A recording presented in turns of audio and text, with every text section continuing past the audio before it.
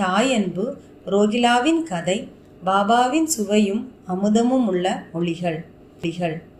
முந்தைய அத்தியாயத்தில் விளக்கப்பட்டபடி சாய்பாபா தனது பூரண சம்மதத்தை தெரிவித்து கூறியதாவது: சச்சரிதம் எழுதுவை பற்றி நான் உம்முடன் முழுமையாக சம்மதிக்கிறேன். நீர் உமது கடமையை செய்யும். சிறிதளவும் அஞ்சாதீர். என் மொழிகளில் நம்பிக்கை வையும். என்னுடைய லீலைகள் எழுதப்படுமானால் அறியாமை அகலும். அவைகள் கவனத்துடனும் பக்தியுடனும் கேட்கப்படுமானால் இவ்வுலக வாழ்க்கையின் உணர்வு தணிந்து பக்தி, அன்பு ஆகியவற்றின் வலிமையான அலைகள் மேலெழும்பும். என்னுடைய லீலைகளின் ஆழத்தில் ஒருவன் மூழ்குவான், ஆனால் அவன் ஞானமென்னும் விலைமதிப்பில்லாத முத்துக்களை எடுப்பான். இதை கேட்டு இந்நூல் ஆசிரியர் மிக்க மகிழ்ச்சி அடைந்தார். உடனே தன்னம்பிக்கை உடையவராயும் பயமற்றவராயும் ஆனார். இப்பணி வெற்றிகரமாக நிறைவேறியே தீர வேண்டும் என்றும் எண்ணினார். பிறகு ஷாமாவிடம் திரும்பி பாபா கூறியதாவது: ஒருவன் என் நாமத்தை அன்புடன் உச்சரிப்பான் ஆகில் நான் அவனுடைய ஆசைகளை பூர்த்தி செய்து அவனுடைய பக்தியை அதிகப்படுத்துவேன். என் வாழ்க்கையையும் செயல்களையும் ஊக்கமுடன் இசையாக பாடுவானாயின் அவனுக்கு முன்னும் பின்னும் எல்லா திக்குகளிலும் சூழ்ந்திருப்பேன். என்னிடம் உள்ளத்தையும் உயிரையும் ஒப்புவித்த அடியார்கள் இந்நிகழ்ச்சிகளை கேட்டதும் இயற்கையிலே மகிழ்வெய்துவர். நம்பிக்கையுடன் என் லீலைகளை எவனாவது இசைப்பானாயின் அவனுக்கு எல்லையற்ற பேரின்பத்தை நல்கி என்றும் நிலைத்திருக்கும் திருப்தியை அளிப்பேன். எவன் என்னிடம் பூரண சரணாகதி அடைகிறானோ, எவன் என்னை விசுவாசத்துடன் வணங்குகிறானோ, எவன் என்னை நினைவில் இருத்தி நிரந்தரமாக தியானம் புரிகிறானோ அவனை விடுவிப்பது எனது சிறப்பியல்பாகும். என் நாமத்தை உச்சரிப்பவர், என்னை வணங்குபவர், எனது வாழ்க்கை நிகழ்ச்சிகளை பற்றி எண்ணி இவ்வாறாக என்னை நினைவில் இருத்தி இருப்பவர்கள் எங்கனம் உலக பொருட்கள், உணர்ச்சிகள் இவைகளில் கவனம் உள்ளவர்களாக இருக்க முடியும்? சாவின் வாயினின்று எனது அடியவர்களை நான் வெளியே இழுத்து விடுவேன். எனது கதைகள் கேட்கப்பட்டால் எல்லா நோய்களும் விலகும்.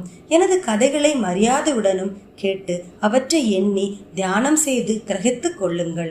இதுவே மகிழ்ச்சிக்கும் திருப்திக்குமான மார்க்கமாகும். என் அடியவரின் பெருமையும் அகம்பாவமும் அற்றுவிடும். கேட்பவரின் மனம் அமைதிப்படுத்தப்படும். அன்றியும் இது இதயபூர்வமும் முழுமையான பக்தியாயிருப்பின் மனம் உச்ச உணர்ச்சியுடன் ஒன்றாகிவிடும். சாயி சாயி என்று சாதாரணமாக ஞாபகமூட்டிக் கொள்வதே பேசுவதிலும் கேட்பதிலும் உள்ள பாவங்களை தீர்க்கும். அடியவருக்கு அளிக்கப்பட்ட பலதரப்பட்ட பணிகள். ஆண்டவர் வெவ்வேறு பணிகளை வெவ்வேறு அடியவர்களுக்கு ஒப்புவிக்கிறார். சிலர் கோவில், மடம் ஆகியவற்றை கட்டுவதற்கும், சிலர் புண்ணிய தீர்த்தங்களுக்கு படிக்கட்டுகள் அமைப்பதற்கும் நியமிக்கப்படுகிறார்கள். சிலர் ஆண்டவன் புகழை பாட நியமிக்கப்படுகிறார்கள். சிலர் சேஷ்டாந்தர யாத்திரைக்கு அனுப்பப்படுகிறார்கள். ஆனாலும் எனக்கு சச்சரிதம் எழுதும் வேலை ஒப்படைக்கப்பட்டது. எல்லாம் சிறிது தெரிந்தும் ஒன்று முழுமையாக தெரியாதவனை போன்றே நான் இப்பணிக்கு கொஞ்சமும் தகுதி உடையவன் அல்ல. பின்னர் ஏன் இத்தகைய கடினமான வேலையை மேற்கொள்ள வேண்டும்? எவரே சாய்பாபாவின் உண்மை வரலாற்றை எடுத்து ஏம்ப முடியும்? சாய்பாபாவின் அருள் ஒன்று மட்டுமே இக்கடின வேலையை நிறைவேற்ற ஊக்கம் அளிக்க முடியும். எனவே நான் எனது பேனாவை கையில் எடுத்த போது சாய்பாபா எனது அகங்காரத்தை அகற்றிவிட்டு அவரே தமது நிகழ்ச்சிகளை எல்லாம் வரையலானார். ஆதலின் இந்நிகழ்ச்சிகளை எல்லாம் விவரிப்பதன் பெருமை அவரையே அடைகிறது, என்னை அல்ல. பிறப்பின் மறையவனாக இருப்பினும் ஸ்ருதி சம்ருதி என்ற 2 கண்கள் தேவை உள்ளவனாக இருந்தேன். எனவே சச்சரிதத்தை எழுதவே இயலாத நிலையில் இருந்தேன். ஆனாலும் ஆண்டவன் அருள் ஊமையை பேச வைக்கிறது, முடவனை மலையை கடக்க செய்கிறது. அவரின் விருப்பப்படி காரியங்களை செயற்படுத்தும் தந்திரத்தை அவர் ஒருவரே அறிவார். புல்லாங்குழலோ ஹார்மோனியமோ எங்கனம் ஒளி எழுப்புகிறது என்பதை அறியா. இது அவற்றை வாசிப்பவனே சார்ந்தது. சந்திரகாந்த கல் கசிவதும் கடல் பொங்கி எழுவதும் சந்திரோதயம் காரணமாகவே, அவற்றின் தன்மையால் அல்ல. கலங்கரை விளக்கமாக பாபாவின் கதைகள். படகுக்காரர்கள் பாறைகள், அபாயங்கள் ஆகியவற்றில் இருந்து விலகி பத்திரமாக பயணம் செய்வதற்காக கடலின் பல்வேறு இடங்களில் கலங்கரை விளக்கம் கட்டப்படுகிறது. சம்சாரம் என்னும் சாகரத்தில் சாய்பாபாவின் கதைகள் அத்தகைய பயன்களை நல்குகிறது. அவைகள் அமிர்தத்துக்கு சுவையூட்டுகின்றன. நமது உலக பாதையை மிருதுவாகவும் கடப்பதற்கு எளியதாகவும் ஆக்குகின்றன. ஞானிகளின் கதைகள் ஆசீர்வதிக்கப்பட்டவைகள். நமது செவிகளின் வழியாக உள்ளத்தினுள் புகும்போது சரீராபிமனம் அல்லது அகங்காரம், துவைத உணர்ச்சி ஆகியவை மறைகின்றன. நம் உள்ளத்தில் அவைகள் தேக்கப்படுமானால் சந்தேகம் பறந்தோடும். சரீரத்தின் பெருமை உணர்ச்சி கீழே இறங்கும். ஏராளமாக விவேகம் சேகரிக்கப்படும். பாபாவின் தூய புகழை விவரிப்பதும் அதையே அன்புடன் கேட்பதும் அடியாரின் பாவங்களை அளிக்கும். கிருதயுகத்தின் ஆன்மீக பயிற்சியானது சமதமா, திரதாயுகத்திற்கு தியாகம், தவப்பிரயோகத்திற்கு வழிபாடு, கலியுகத்திற்கு இறைவனின் புகழையும் நாமத்தையும் இசையாக பாடுவதாகும். கடைசி பயிற்சியானது 4 வர்ணத்தை சேர்ந்த எல்லோருக்கும் உரியதாகும். மற்ற பயிற்சிகளான யோகம், தியாகம், தியானம், தாரணை ஆகியவை பழகுவதற்கு மிகவும் கடினமானவை. இறைவனது புகழை செவிமடுப்பது மிகவும் எளியதாகும். நாம் நமது கவனத்தை அவைகள் மீது திருப்ப மாத்திரமே வேண்டும். கதைகளை கேட்பதும் கீர்த்தனையாக பாடுவதும் புலனுணர்வு பொருட்கள் மீதுள்ள உறவை நீக்கி அடியவர்களை பற்றற்றவர்களாக்கி முடிவில் ஆன்ம உணர்வுக்கு வழிநடத்தி செல்லும். இக்குறிக்கோளை கருத்தில் கொண்டு சாய்பாபா சத் சரிதாமிருதா என்னும் அவரது கதையை எழுத செய்தார் அல்லது உதவி செய்தார். அடியவர்கள் இப்போது இக்கதையை எளிதாக படிக்கவோ கேட்கவோ செய்யலாம். அங்கனம் செய்யும் போது அவரை தியானம் செய்க. சாய்பாபாவின் தாயன்பு. தன் இளங்கன்றை பசு எங்கனம் நேசிக்கிறது என்பதை யாவரும் அறிவர். அதன் மடி எப்போதும் நிறைந்திருக்கிறது. கன்று பால் வேண்டி மடியை முட்டும் போது தடையின்றி பால் பெருக்கெடுக்கின்றது. அங்கனமே தாயாரும் தக்க தருணத்தில் தன் குழந்தையின் பசியறிந்து முளையமது தந்து ஊட்டுகிறாள். அதற்கு ஆடை அழகுற அணிவிப்பதிலும் சிறப்புற சிங்காரப்பத்திலும் முக்கிய கவனம் செலுத்துகிறாள். குழந்தை எதை பற்றியும் அறிவதும் இல்லை, கவலை உருவதும் இல்லை. ஆயின் தன் குழந்தை நன்றாக உடையுடுத்தப்பட்டு அலங்கரிக்கப்பட்டிருப்பதை கண்ணுறும் தாயின் மகிழ்ச்சிக்கு ஓர் எல்லை இல்லை. தாய் அன்பு விசித்திரமானது, அசாதாரணமானது, பற்றில்லாதது, இணையில்லாதது. தமது அடியவர்களின் சத்குருவும் அத்தகைய தாயன்பு காண்பிக்கிறார்கள். இத்தகைய அன்பை சாய்பாபா என்னிடம் கொண்டிருந்தது. அதை பற்றிய நிகழ்ச்சி கீழ்வருமாறு. நான் அரசாங்க வேலையில் இருந்து 1916ஆம் ஆண்டில் ஓய்வு பெற்றேன். கௌரவமாக என் குடும்பத்தை நடத்துவதற்கு எனக்கு தீர்மானித்து தரப்பட்ட பென்ஷன் போதவில்லை. குரு பூர்ணிமா அன்று நான் ஷீரடிக்கு சென்றிருந்தேன். அங்கு அண்ணா சஞ்சினிகர் அவராகவே பாபாவிடம் எனக்காக கீழ்வருமாறு வேண்டினார். தயவு செய்து அவரை அன்புடன் நோக்குங்கள். அவர் பெறும் பென்ஷன் அறவே போதாதது. அவரது குடும்பமோ வளர்ந்து வருகிறது. அவருக்கு வேறு வேலை ஏதும் கொடுங்கள். அவரது சிந்தா குலந்தனை தீர்த்து அவரை மகிழ செய்யுங்கள். பாபா பதிலளித்தார், அவர் வேறு ஏதாவது வேலை பெறுவார். ஆயின் இப்போது எனக்கு பணி செய்து மகிழ்ச்சியாய் இருக்க வேண்டும். அவரது உணவு எப்போதும் நிறைந்திருக்கும், ஒருபோதும் காலியாய் இராது.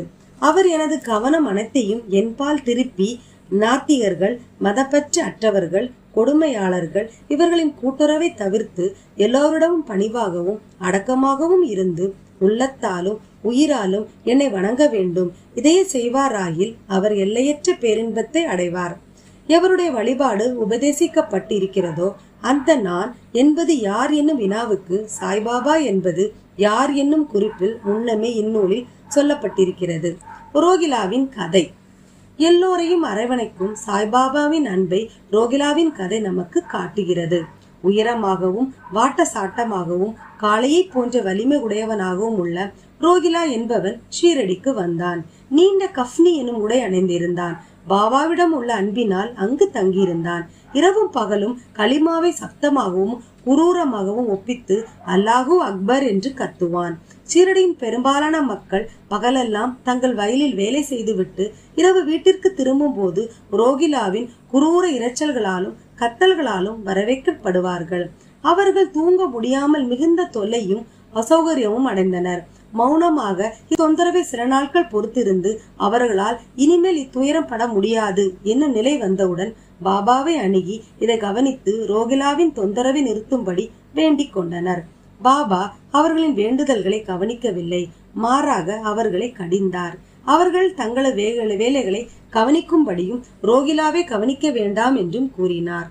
அவர் மேலும் ரோகிலாவுக்கு மிகவும் கெடுதலான மனைவி ஒருத்தி இருக்கிறார் என்றும் அவள் உள்ளே வர முயன்று ரோகிலாவையும் தம்மையும் தொந்தரவு செய்வதாகவும், ஆனால் ரோகிலாவின் பிரார்த்தனைகளை கேட்டவுடன் அவள் உள்ளே நுழைய துணியவில்லை என்றும் அதனால் அவர்கள் மன அமைதியுடனும் மகிழ்ச்சியுடனும் இருக்கிறார்கள் என்றும் கூறினார். உண்மையில் ரோகிலாவுக்கு ஒரு மனைவியும் கிடையாது. அவனுக்கு மனைவியாக பாபா குறிப்பிட்டது துர்புக்தி, அதாவது கெட்ட எண்ணங்களாகும். ஏனெனில் வேறதை காட்டிலும் கடவுளுடன் வேண்டிக் கொள்வதிலும் முறையிட்டு பேரிரைச்சல்கள் செய்வதையும் பாபா விரும்பினார். அவர் ரோகிலாவின் பக்கம் இருந்து ரோகிலாவின் இரைச்சல்களையும் கூக்குரல்களையும் பொறுத்து கொள்ளுமாறு அவர் சீக்கிரம் மறைந்துவிடும் என்றும் கூறினார். பாபாவின் இனியதும் அமிர்தத்தினை ஒத்த வார்த்தைகளும். ஒரு நாள் மத்தியானம் ஆரத்தி முடிந்த பிறகு அடியார்கள் தங்கள் இருப்பிடங்களுக்கு திரும்பிக் கொண்டிருந்தார்கள். அப்போது பாபா கீழ்கண்ட அழகான அறிவுரைகளை விடுவித்தார். நீங்கள் எங்க வேண்டுமானாலும் இருங்கள், என்ன வேண்டுமானாலும் செய்யுங்கள், ஆனால் அதை நன்றாக ஞாபகத்தில் வைத்துக் கொள்ளுங்கள். நீங்கள் செய்யறது அனைத்தும் எனக்கு தெரியும். நானே அனைவருடைய அந்தரங்க ஆட்சியாளனாக இதயத்தில் அமர்ந்திருக்கிறேன். இந்த உலகின் கண் அசையும் அசையா சர்வ ஜீவராசிகளையும் அரவணைக்கிறேன். இப்பிரபஞ்சம் என்னும் தோற்றத்தை நானே கட்டுப்படுத்துபவன், ஆட்டுவிப்பவன். எல்லா வர்க்கங்களின் மூலமாதா நானே. முக்குணங்களின் கூட்டுறவும் நானே.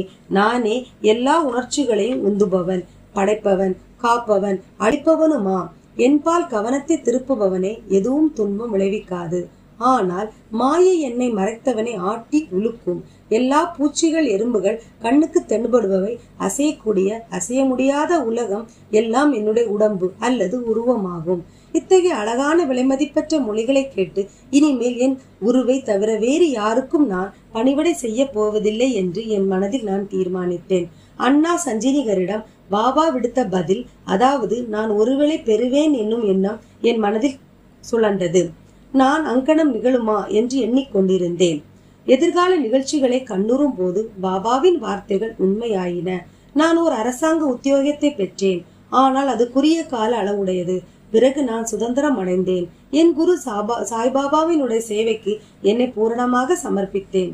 இவ்வத்தியாயத்தை முடிக்கும் முன்பே பல்வேறு இடைஞ்சல்களான தூக்கம், சோம்பல், மனது அலைதல், உணர்வுகளுடன் உறவு இவற்றை விட்டொழித்து விட்டு தங்களுடைய முழுமையும் சிதைவுமற்ற கவனத்தை சாய்பாபாவின் கதைகளுக்கு அளிக்கும்படி இந்நூலை பகிர்வோரிடம் நான் வேண்டிக் கொள்கிறேன். அவர்களது அன்பு இயற்கையானதாக இருக்கட்டும். பக்தியின் ரகசியத்தை அவர்கள் அறியட்டும். மற்ற பல சாதனைகள் புரிந்து களைப்படைய வேண்டாம். ஒரு எளிய மருந்தை அவர்கள் பற்றட்டும். அதாவது சாய்பாபாவின் கதைகளை கேட்பது. அது அவர்களின் அறியாமை அளித்து அவர்களுக்கு முக்தி நல்கும். ஒரு உலோபி பல்வேறு இடங்களில் தங்கினாலும் தன்னுடைய புதைக்கப்பட்ட செல்வத்திலே சதா சிந்தனை உள்ளவனாகவும் இருப்பதை போல் சாய்பாபா நம் அனைவரின் உள்ளமெனும் அரியாசனத்தில் வீற்றிருக்கட்டும்.